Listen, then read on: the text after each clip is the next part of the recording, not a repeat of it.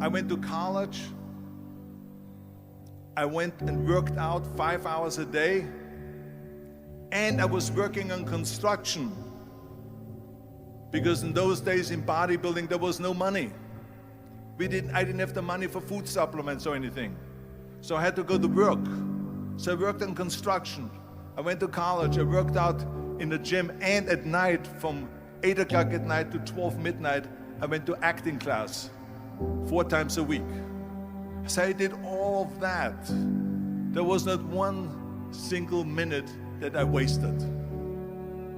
And this is why I'm standing here today. With the age of 20, I went to London and I won the Mr. Universe contest as the youngest Mr. Universe ever. And it was because I had a goal. You see, if you don't have a vision of where you go, and if you don't have a goal where you go, you drift around and you never end up anywhere.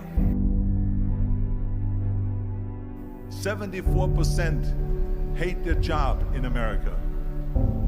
The majority of people don't like what they're doing, because they're really not doing it because they didn't have a goal and they followed this goal. They just aimlessly drift around, and then all of a sudden there's a job opening, so they get that job because you have to work. But then when you work, it's a chore. It's work. It's not fun. So if you think about, only a quarter of the people really enjoy what they're doing in life. So people always ask me, when they saw me in the gym in the pumping iron days, they say, why is it that you're working out so hard?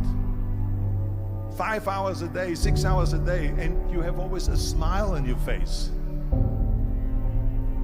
The others are working out just as hard as you do, and they look sour in the face. Why is that?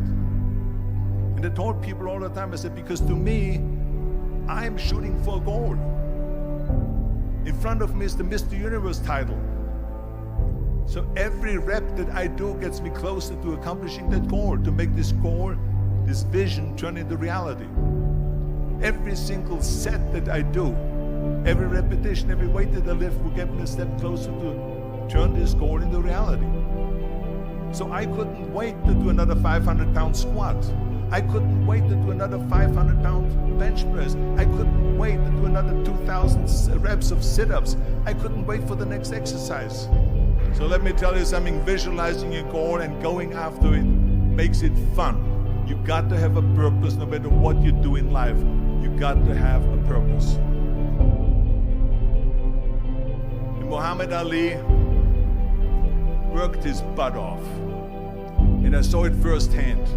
And I remember that there was a sports writer that was there in the gym when he was working out and he was doing sit-ups. And they asked him, how many sit-ups do you do?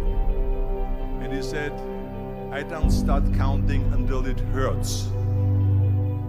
Now think about that. He doesn't start counting his sit-ups until he feels pain. That's when he starts counting. That is working hard. And so you can't get around the hard work. It doesn't matter who it is. Work your ass off. There is no magic pill. There is no magic out there. You cannot get around. You have to work and work and work. Make sure of this and make sure of that and all that stuff. So it's work. And it drives me crazy when people say that they don't have enough time to go to the gym for 45 minutes a day and work out. Or to do something for 45 minutes to an hour a day to improve. If it is physically improve or if it is mentally to improve. Imagine you read 1 hour a day about history. How much you will learn after 365 hours in 1 year. Think about if you study about the history of musicians, of composers, how much you would know. Imagine if you would work on a business, on some business that you want to develop every day for an hour.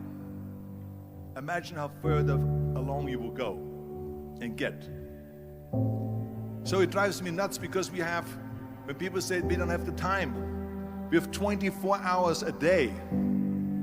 We sleep 6 hours a day, so that gives you still 18 hours. There's someone shaking their head out here in front. They say probably, I don't sleep 6 hours, I sleep 8 hours, right? Or just sleep faster. So we have 18 hours a day. The average person works around 8 to 10 hours. So let's assume it's 10 hours, so we have 8 hours left. Then you travel around an hour a day, maybe 2 hours a day. So now you have still 6 hours left. So what do you do with these 6 hours? What do you do with these 6 hours? Then we eat a little bit, then we schmooze a little bit, talk a little bit to people and all that stuff.